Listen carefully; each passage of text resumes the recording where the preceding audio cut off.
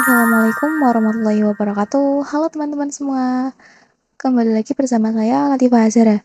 Dan pada kesempatan kali ini saya akan membahas bab yang ke-19, yaitu NFS server. Materi pada pembahasan kali ini ada 5, yaitu yang pertama ada pengenalan NFS dan install NFS, kedua konfigurasi NFS read only, ketiga mengakses NFS dari Ubuntu Client, keempat konfigurasi NFS read dan write, yang kelima mount NFS permanen. Oke, langsung saja kita masuk ke pembahasan yang pertama, yaitu pengenalan NFS dan install NFS. Nah, jadi apa itu NFS?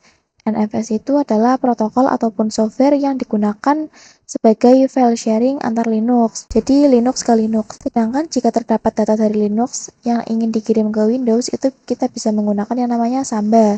Jika terdapat server Linux dan terdapat klien Windows, maka kita bisa menggunakan protokol Samba. Pada topologi atau lab kali ini, kita akan membuat Debian server memiliki beberapa direktori, yang mana nantinya data tersebut akan diakses melalui Ubuntu desktop atau klien. Nah, karena keduanya itu adalah Linux, maka kita bisa gunakan NFS pada lab kali ini. Di sini kita akan menginstal software NFS terlebih dahulu di Debian server. Tapi sebelum itu kita harus mengatur repositori kita terlebih dahulu, sehingga kita bisa update tentang Debian server kita secara online. Di sini kita pastikan dulu ya, Debian server itu bisa ping ke google.com. Di sini tadi saya sudah pastikan dan sudah berhasil ya ping google.com-nya. Jika sudah, lalu kita bisa melakukan update secara online dengan masuk ke nano/etc/apt/sources.list. Seperti ini, lalu enter. Nah, yang baris ketiga dan juga keempat, teman-teman bisa input sendiri dengan manual. Dengan melihat punya saya ini, teman-teman bisa mempause video saya ini untuk menulis atau menginput tulisan ini ya, baris ketiga dan juga keempat. Tadi saya juga menulisnya secara manual. Oke, jika sudah, teman-teman bisa ctrl-x. Kemudian di sini masukkan komen apt update.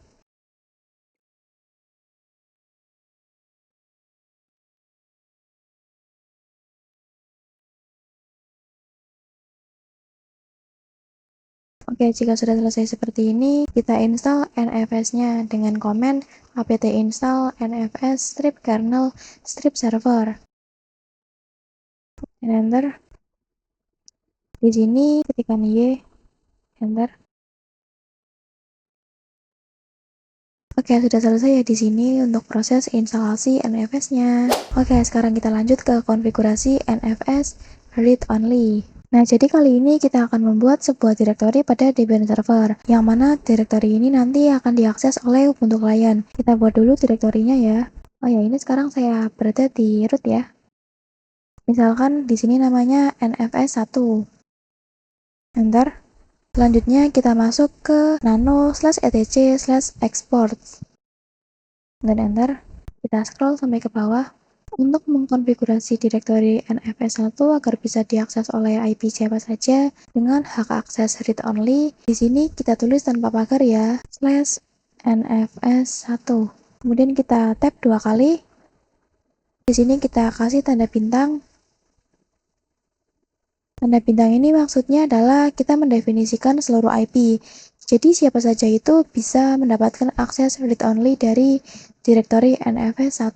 Kemudian di sini kita kasih kurung buka. Kemudian di sini kita kasih RO atau read only. Lalu kurung tutup.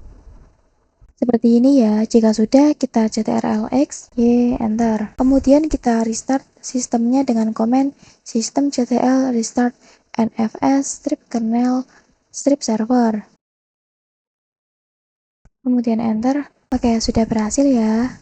Sekarang kita lanjut ke pembahasan yang ketiga, yaitu mengakses NFS dari Ubuntu Client. Yang mana sekarang kita akan membuat Ubuntu Client ini bisa mendapatkan akses atau menggunakan file yang sudah dikonfigurasikan sebagai NFS pada Debian server. Jadi di sini kita lihat dulu di Debian server.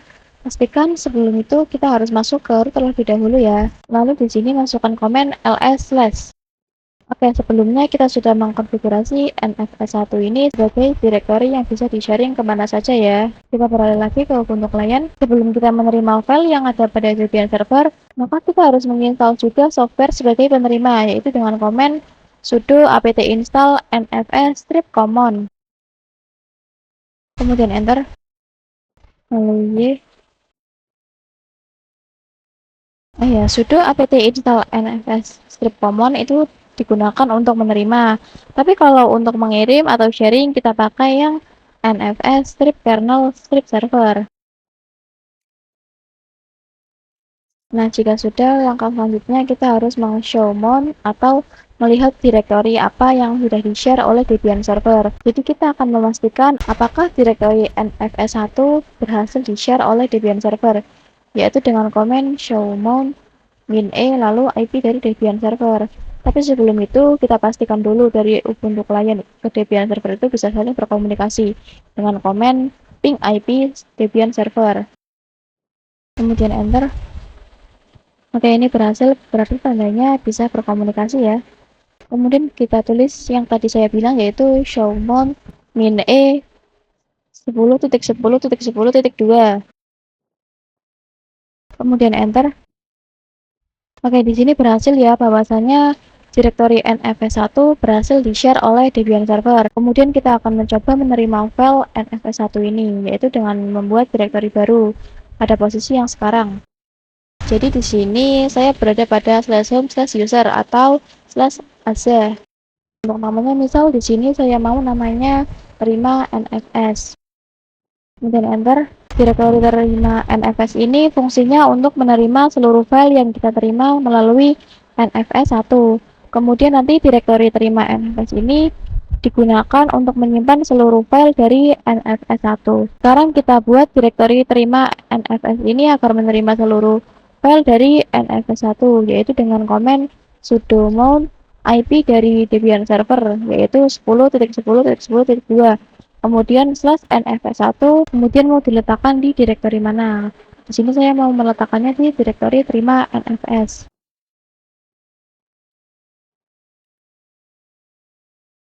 Kemudian enter. Oke, berhasil ya. Di sini kita bisa melihat apa isi atau file yang sudah kita terima dengan ls terima nfs. Enter. Di sini masih kosong, masih belum ada file apa-apa ya, karena kita memang belum membuat file apa-apa pada nfs1. Nah, kita ke Debian server. Nah, pada Debian server kita buat sebuah file txt pada nfs1 dengan komen touch/nfs1/ab.txt.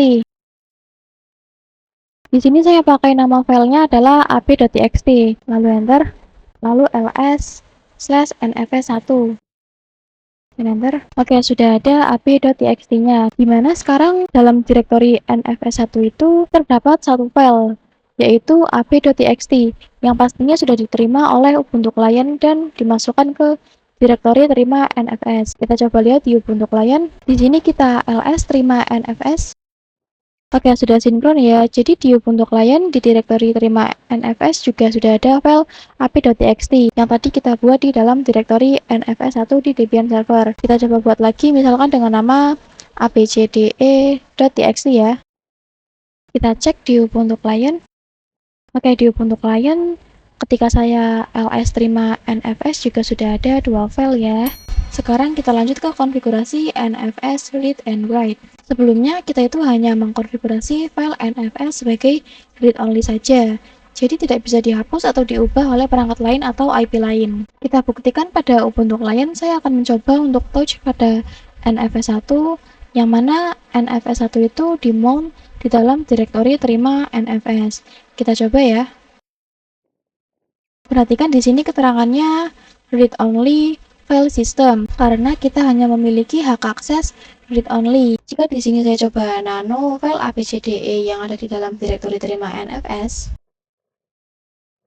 perhatikan di sini keterangannya unreadable. Nah, sekarang kita akan membuat file yang mana pada file tersebut itu bisa dilakukan read dan juga write. Dan nanti kita juga akan membuat direktori baru, yang mana direktori tersebut hanya bisa diakses oleh IP 172.16.1.0/24. Kita buat dulu direktorinya. Misal di sini saya pengen namanya nfs2. Kemudian kita lihat. Oke, mohon maaf di sini tidak ada karena saya tadi salah memasukkan komen. Harusnya seperti ini. Harusnya ada slash-nya ya. Kemudian enter. Kemudian kita lihat lagi. Oke, sudah ada. Sekarang kita ke nano/etc/export. Kemudian di sini di bawah tulisan slash nfs1 kita tulis lagi slash nfs2 dan kita tap 2 kali. Dan di sini kita tulis IP 172.16.1.0/24. Dan di sini kita kasih kurung buka. Lalu aksesnya adalah read dan write. Berarti di sini kita ketikkan RW. Kemudian koma, lalu sync atau sinkron. Seperti ini, lalu kurung tutup. Jadi maksudnya adalah yang bisa mengakses direktori NFS2 adalah IP 172.16.1.0 dan Ubuntu Client adalah salah satunya. Yang mana Ubuntu Client itu IP-nya adalah 1.24. Oke, di sini kita ctrl-x, y, enter. Kemudian kita restart sistemnya dengan komen systemctl restart nfs strip kernel strip server. Kemudian enter. Oke, berhasil ya. Sekarang kita ke Ubuntu Client. Di sini kita buat direktori baru dengan nama terima nfs2. Kemudian enter, lalu ls. Sudah ada ya ini. Sekarang kita buat direktori terima nfs2 itu sebagai tempat untuk menerima seluruh file yang ada pada direktori nfs2 dengan komen sudo mount kemudian IP dari Debian server yaitu 10.10.10.2 kemudian /2/nfs2 /home/user kemudian /terima nfs2.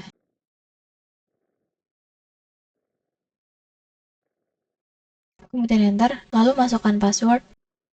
Kemudian kita cek dengan komen ls terima nfs2.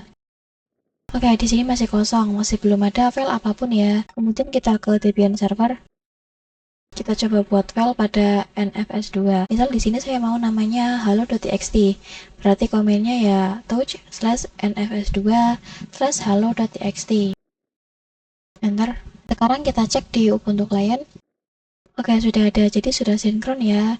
Dan seharusnya sekarang seluruh file yang ada di nfs2 itu sudah di mount ke terima nfs2. Itu bisa di write atau edit. Sekarang kita lanjut ke materi terakhir yaitu mount nfs permanen. Kenapa kita harus melakukan nfs permanen? Karena sebelumnya pada direktori yang kita buat pada Ubuntu Client itu kita sesuaikan dengan direktori yang kita buat di Debian server. Nah, konfigurasi mount IP dan seterusnya itu yang sebelumnya kita lakukan itu tidak permanen. Nah, di sini kita akan membuat mount secara permanen pada Ubuntu Client. Nanti pada konfigurasinya akan terdapat tambahan yang membuatnya menjadi permanen, sehingga kita tidak perlu melakukan konfigurasi mount lagi. Oke, di sini kita masuk ke sudo nano /etc/fs-type. Enter. Di sini kita tulis konfigurasinya di bagian bawah ya. Di sini kita tulis IP dari Debian server yaitu 10.10.10.2. Kemudian di sini kita kasih /2/nfs1 kemudian /home/user lalu terima nfs. Kemudian tab 2 kali lalu nfs. Kemudian kita tab lagi 2 kali. Kemudian di sini kita tulis _netdev. Jika sudah, kita Ctrl X, Y, enter. Nah, jadi sekarang ketika Ubuntu Client kita mati, kita tidak perlu mengemonnya lagi ya, karena sudah permanen. Sekian pembahasan saya pada bab yang ke-19 ini. Mohon maaf apabila saat memberikan penjelasan di video saya ini ada salah kata atau ada kalimat yang kurang jelas. Jikalau ada kalimat yang kurang jelas, teman-teman bisa tanyakan di kolom komentar. Wassalamualaikum warahmatullahi wabarakatuh.